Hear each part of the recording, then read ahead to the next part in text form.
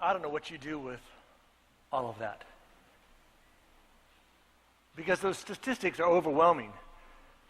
Simply because they are. And you think about just the amount of stuff that hits us.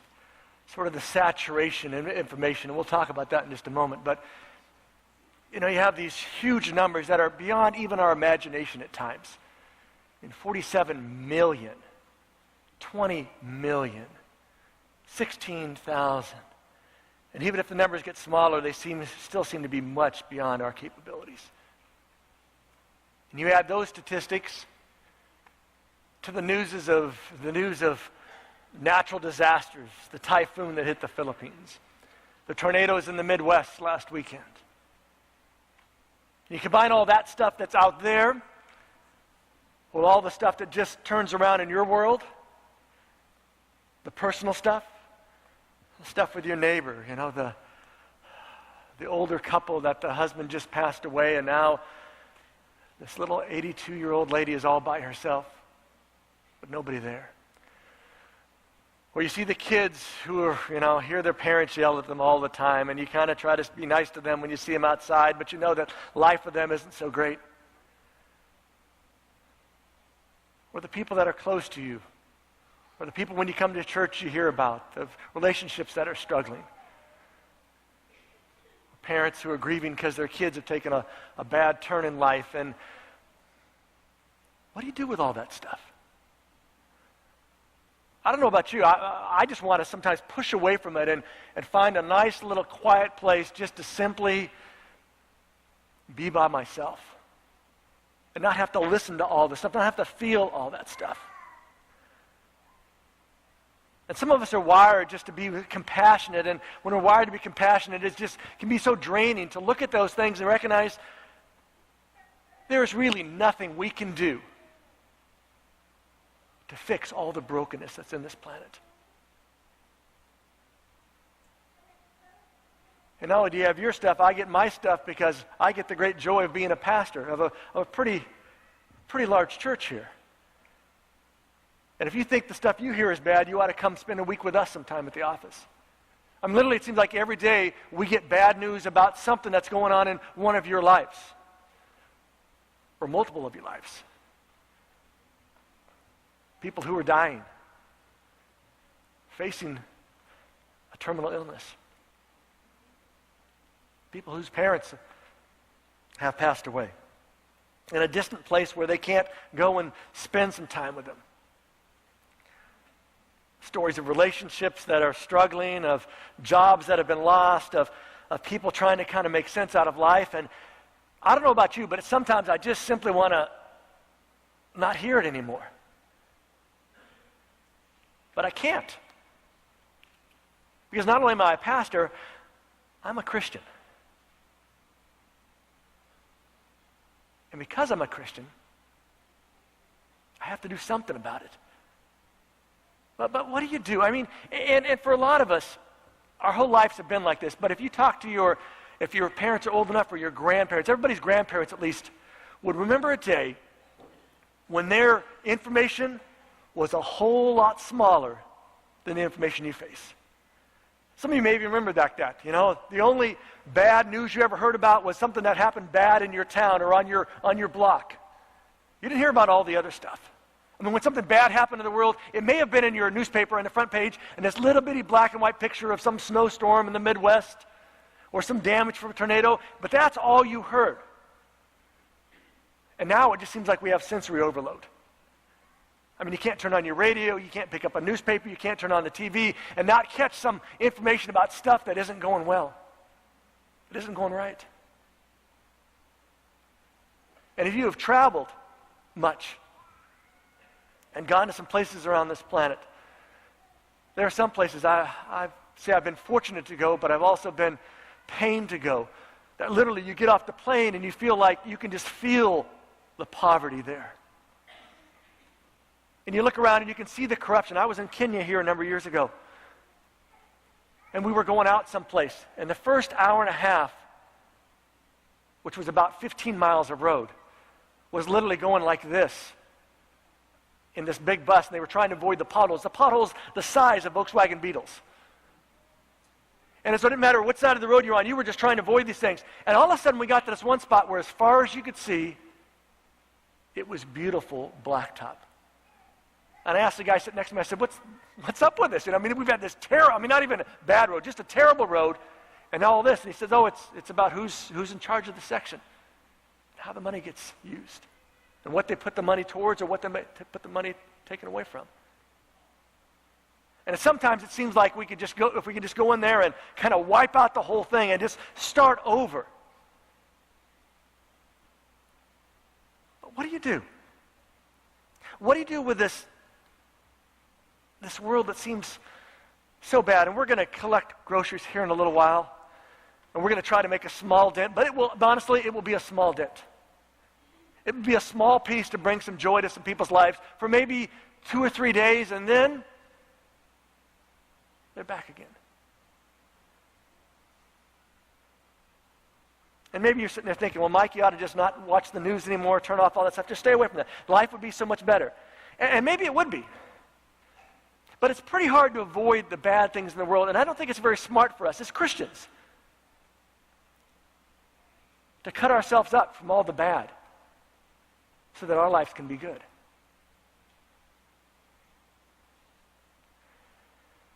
And if any of this resonates with you this morning, I'm glad, because that's what we're going to talk about today. And if you're sitting there thinking right at this moment, man, I was hoping for something a little more upbeat today. Well, you should have been here 2 weeks ago.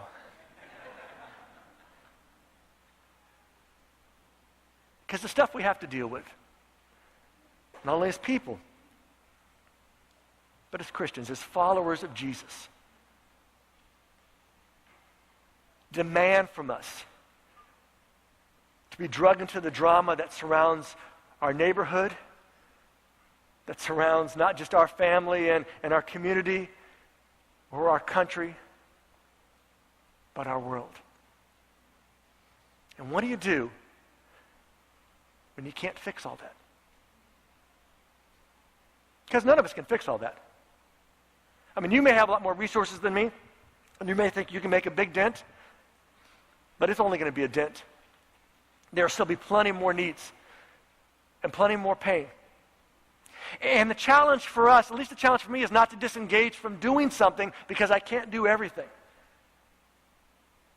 But there is that temptation to simply say, I can't, so why even try? So today we're going to go to just one little small section of Scripture. And look at some words from Paul as he talks about this idea of how do we grapple with sort of the demands and the needs of those around us. Then I'm going to offer 3 what I'm going to call nudges today, to try to nudge you into taking your life and making it count, of finding a cause that you will give your life towards, a cause that you will never accomplish, never finish, but a cause nonetheless that will give you some meaning and will help some people in life. And then we'll celebrate a little bit and try to do something good for some people in our community. Before we go any farther, I just want to invite you to bow your heads with me just for one moment, all right?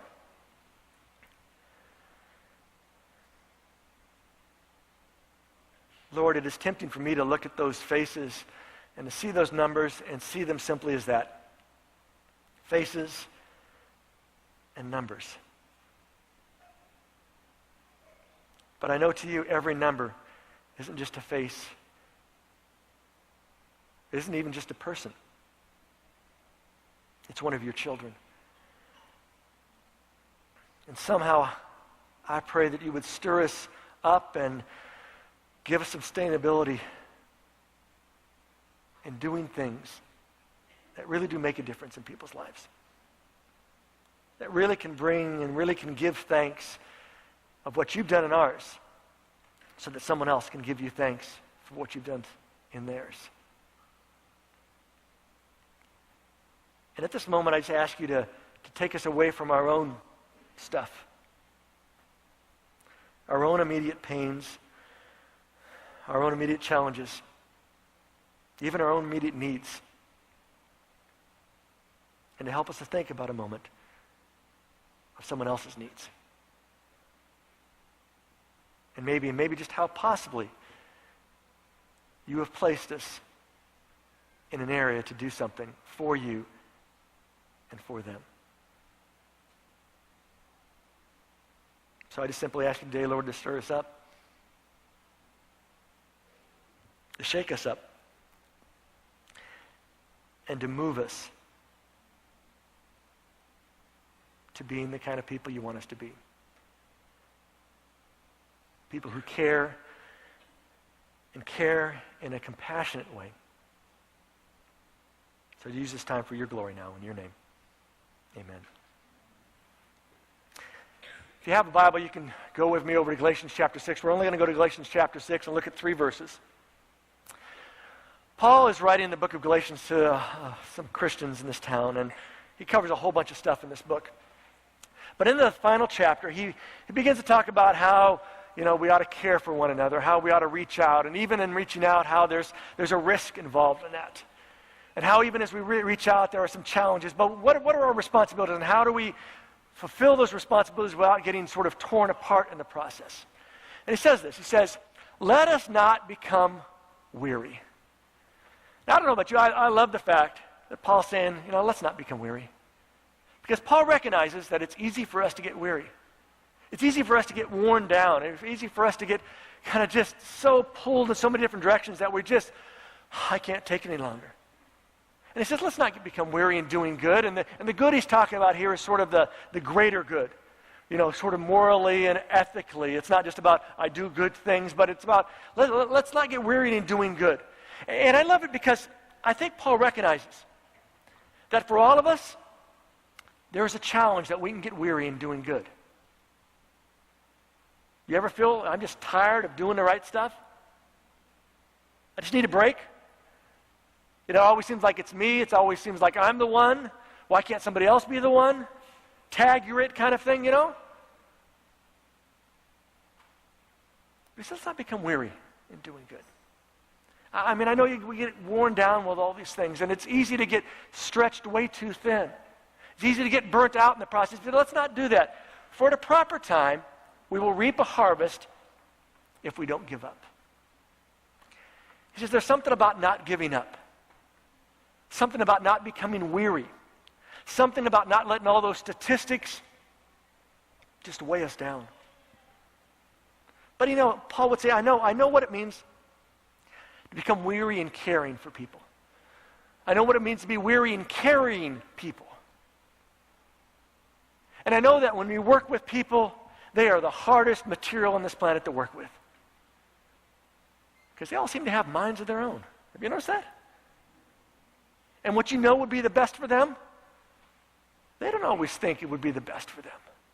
And all the fixes we have, because if you would just do it this way and work, and it doesn't, and it becomes weary, because how come they won't listen? I'm trying to offer them good advice, and they don't take my good advice, and how come they're not taking it? And you just get out. And it'd be so easy, so easy for us to disengage, for us to push back, for us to say, I'm just tired. Let somebody else do right now. But Paul would say, don't become weary in doing good. And it's not just about a reward sometime, but it is about that there will be some results from what you've done. But there can't be results if you don't stick with it. If you don't hold up. And then he says this. He doesn't want us to disengage. Therefore, as we have opportunity, and actually in the Greek, it's a word that typically is translated time. And I love that because Paul's saying, as you have opportunity, as you have time, because Paul says, I recognize you have a limited amount of time. So it isn't like, as you have opportunity to spend your whole life, but as you have those moments of time, let us do good to all people.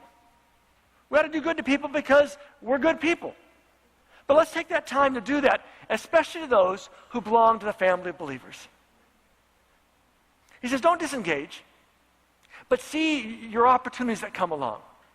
See those moments of time you have to do good to others, and especially to those that are our fellow believers. Just a few verses earlier, in verse 6, he said, share each other's troubles and problems, and in this way, obey or fulfill the law of Christ. And I love that because it reminds us again that obeying God isn't simply about thou shalt nots or thou shalts. It's when we share each other's troubles and problems. When we don't disengage from carrying each other's burdens, that we really ultimately fulfill the law of Christ. And here's his point. No matter how much we get wearied in things, we're responsible to do something for someone, somewhere. That's our responsibility. To do something for someone, somewhere. And to do what we can for someone, somewhere. Here's the reality. There are way too many issues in this world for us to do everything for everyone. Correct? Everybody say amen. Let's stay engaged here for a moment. Way too much stuff, right? And if we take on the world's problems and all the problems and have to fix all those problems, it's going to be way more for us. But his point is, we're not responsible for everything, but we are responsible to do something for someone, somewhere. And here's something I want you to write down. This is not new, original with me. I heard this a couple of years ago, and it has stuck with me since then. Full disclosure. I am wired to be a self-preservationist. I am wired as an introvert, which simply means I get my energy by being away from people. Doesn't mean I can't engage with people. It just means when I get done after 2 services today, and after, the collecting the food and all the other stuff, I had a Bible study class this morning. When I get done with the day, it's like somebody literally unplugged me from the wall. And I just bzzz. And because I'm wired that way, it is easy to carry all this stuff and just want to disengage and pull back and keep a distance. And I'm being honest with you. It's easier for me to keep a distance, and I can convince myself that I'm keeping a distance for my own health. But it's really that sometimes I just hate dealing with all this stuff. Because there's just an amazing amount of stuff that comes into my life, and I know into some of your lives. But here's the line I heard a couple years ago. Do for one what you wish you could do for everyone. Say that out loud with me. Do for one. One more time. Do for.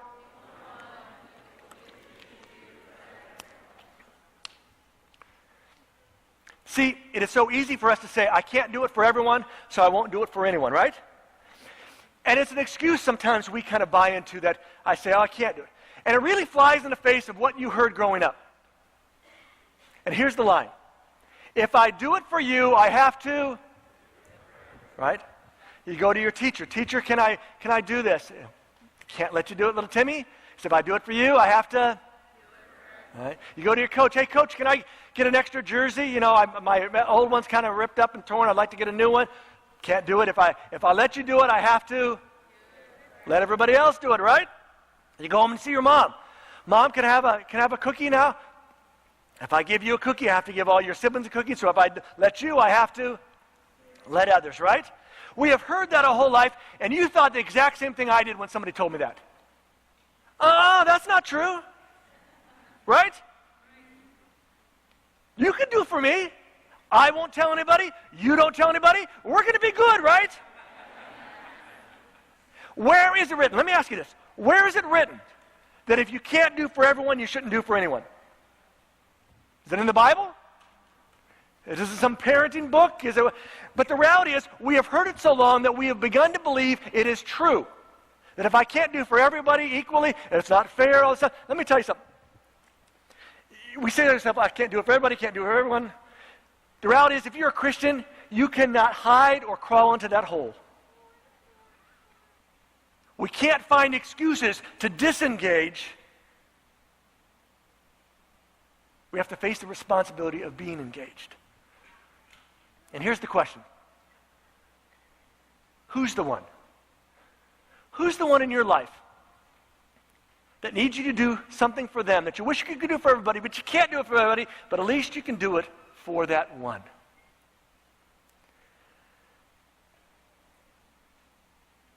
And I know in everybody's life in this room today, there's at least one person. Maybe it's that neighbor. Well, it's that stupid dog that just yaps and yaps and yaps and yaps and yaps and yaps. Maybe it's for the little old guy down the street who, could use you to go down and do his leaves. Clean them off. So tomorrow you can go back and clean them off again. And the next day. Maybe it's somebody in your office.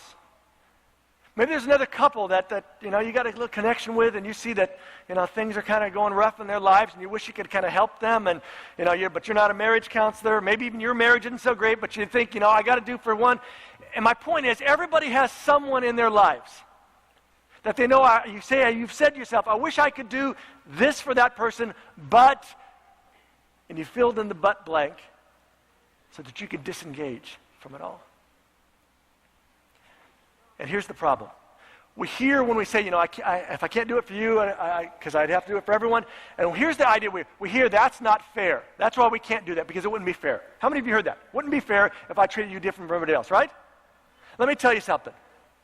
Baloney. It's a Greek word, by the way. Could use stronger Greek words. That's the best one I'm going to go to at the moment, all right? Here's the thing we have to get in our minds.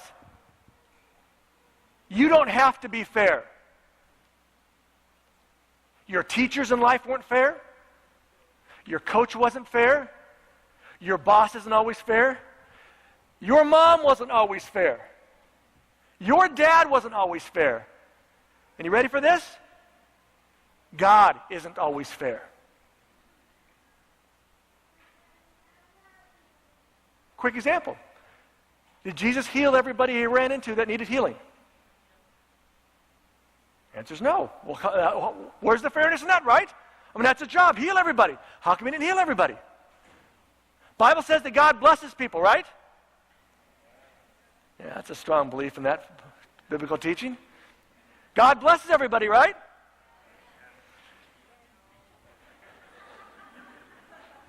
Try this one more time, all right? God blesses everybody, right? Yes, no. There's no no in this. Yes, God blesses everybody. But is God fair in his blessing? God blesses some people and they are wealthy. God blesses some other people and they are dirt poor. True? So God is not fair in how we typically equate fairness. And we have to get it through our heads and our hearts as Christians that it isn't about being fair. It is about doing the right thing. And it's about doing that right thing for the one person that is standing in front of you. See, there's always a temptation. Now, I'm going to be honest with you. I've done this too many times in my life as a pastor. Somebody comes along, they have a need. And I'll say, well, we're not equipped to do that. We can't help you with that. And to be honest with you, I just want them out of my office. None of you, by the way. These people who come in off the street, who do they think they are? But there are other times that I've told people just like you, if I do it for your group, I have to do it for somebody else's group. And everybody understands that concept, though it is a terrible, foolish concept. Because you never see in the Bible God saying, well, Marty, I'd do it for you, but sorry, I'd have to do it for everybody else. Do you ever hear God saying that? God, Marty, I'm going to bless you. Forget about Katina. I'm just blessing you, right? Well, not so much with the Redskins this year, but maybe some other way he's blessing you, right? Marty's a big Redskin fan. Shot across the bow was fair there. All right. Listen, if you won't do something unless it's fair, you won't end up doing anything. And for too long, we as Christians, myself, as a pastor, who gets paid to be nice to people, for too long I have bought into this so that I didn't have to get engaged. And it was a self-preservation thing more than it was a moment thing. And I'm talking to myself, I have to quit doing this. I have to be willing to say, it's not fair, but who cares about fairness? Because it's really about this one person. Sometimes, and being a pastor of a larger church, sometimes it's like, I can't be every place for everything. I can't be at every group. I can't be at every function. I'd love to be, but I can't. If I'm at everything, that's all I'm going to do at this place. But to pick some over the others, how is that fair? The answer is going to be, it's It's not going to be fair, and you all have to be okay with it. And I have to be okay with it in your life as well. Because the issue isn't fairness. It's about rightness. And when that person is right there and they have a need, and you can fix that need, you can help that need, it is your responsibility. Everybody raise your right hand. Everybody. And say, it is my responsibility. All right, you've all been sworn in now. Pick your badges up as you leave today, all right? But it really is. I believe it's one of the reasons that Jesus has not returned yet. It isn't so much about he's waiting for enough people to say yes to him. It isn't he's waiting just for the world to get bad enough, worse enough, terrible enough that he finally says, I can't stand anymore. All those things may play into it, but I think the major reason is he's waiting for his body to be his body. He's waiting for his people to be his people, not just in a massive way, but in an individual way. See, it's really about looking out for others. And you're going to be hearing a lot about this phrase because it's a new phrase for us as a church. But it's really going to capture what we're going to do when we think about doing stuff locally and what we think about doing stuff internationally. Everything we do ought to be about looking out for others, looking out for their welfare, looking out for their spiritual growth, looking out for their needs. It's all about looking out for others, which tells us it's not about looking out for ourselves. But we want to look out for ourselves, but that's not the most important thing. So let me offer you just 3 kind of nudges as we close today. First is sort of this challenge, and that would be to go deep rather than wide. To go deep rather than wide. And here's the truth of the matter. Our tendency is to go wide because it's easier. I pray for you, I pray for you, I do somebody's funeral, well, not somebody's funeral over here, somebody who knows somebody's funeral over here, right? Otherwise you wouldn't be here today. But you know, I kind of bounce around, I do just lots of stuff, lots of surface stuff. I give $10 here, $20 there, $100 over there, not because I like you more, but you had a bigger need, but we kind of spread it all around, and I feel good, you I hope feel good, but it really doesn't matter because I feel good about it. Because I've done lots of stuff. We can't do always lots of stuff. In fact, I don't think that lots of stuff is the healthiest. But I want to challenge you to go deep rather than wide. To go deep with a family or a group or a cause versus saying, I'm going to go a little bit here, a little bit there, a little bit there. Because the tendency, again, is to do it wide because it's easier. And when things are easier, it makes us satisfied and convince ourselves that we've done something great. When maybe what we've done hasn't been that great. Second challenge is to go long-term rather than short-term. One of the things I love about our church here is that we have made long-term commitments in the global sphere. We have a school, and you hear about it later today. We have a school over in Mozambique that we made a commitment to, a long-term commitment to providing the school, and then we provided teachers, and we provided for some students to be able to have some aid to go there. Why do we do that? Because it's about going long-term rather than short-term. And it makes a whole lot more sense. I mean, the reality is we could go lots of different places. We could pop in over here, build a church, pop in over here, build a school, pop in back there, do some kind of health thing, and we bounce around, and we feel good about it because we've gone so many places. Think how many more people we've blessed. But when you go long-term and you're regularly going back to the same place again and again and again and again, you literally have a chance to change people's lives, not just for that moment, but maybe for the rest of life, maybe even for eternity. The third challenge is to go you, not just your money. And that doesn't mean I don't want you to give money. I want you to give money, and I want you to give lots of money. Thank you. I was waiting for an amen.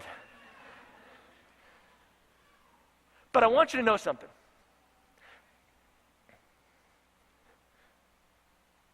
This is hard for us because we're rich. It's easier to give money. We love to give money. Give $10 here, $25 there, maybe $100 there. And the reality is you are rich. You probably have change in the ashtray in your car, and that tells you how rich you are. You keep your money in a trash can. But it is so easy for us to just give and think we've done something by giving some money. And I'm not saying money isn't good. But if money is just that's how I roll, that's how I bless, just tell me what you need, I'll write the check. Just don't ask me to do anything more than that. I want you to know if that's your mindset, thank you, but it's not enough. And it's not enough simply for me, it is more importantly not enough for you. Because when you only give with money, you miss out on so much. Money helps us do lots of things. But it's more important about what the money can accomplish, and the money only accomplishes something impactful when there's a person who's in the place who's being supported by that money. See, you don't have to go to the other side of the world to be the difference in someone's life. It's good. And I think we always have to think about our responsibilities bigger than ourselves. But you don't have to go there. You just have to keep your eyes and heart open. My question for you simply is, who is it in your life right at this moment that God has been trying to pry open that heart and pry open that mind a little bit towards? And you've resisted it because you've said, I can't, it's too much. What will this take from me? I'm not sure. And you've kind of pushed away all those things. And I simply want to invite you to do for someone what you wish you could do for everyone. To do for someone what you wish you could do for everyone. Because it really can make a difference. See, if everyone did that, it really might change the world. If everybody began to do something, as opposed to saying, I'm not going to do anything because I can't fix it all. And it will certainly change somebody's world. And the truth of the matter is, it will change your world as well. So I just wanted to pause and for a moment. I want you to kind of, you don't have to close your eyes, just kind of put your heads down and give yourself just a few seconds for God to speak into your heart and your mind at this moment. And the simple question to ask him is, God, who is that one? Who's that someone that I need to do something for? Who's that someone?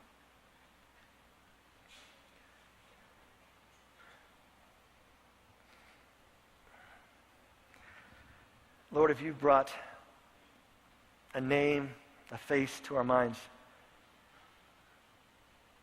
I pray that you would help us move beyond recognition to action. That you'd help us to risk. That you'd really help us to do for them what we wish we really could do for everyone. But in that process, let us be willing to take that step of going deep with them. Take that step of going long term with them. Take that step of giving ourselves and to see what difference it makes in their lives and then it makes in our own lives as well.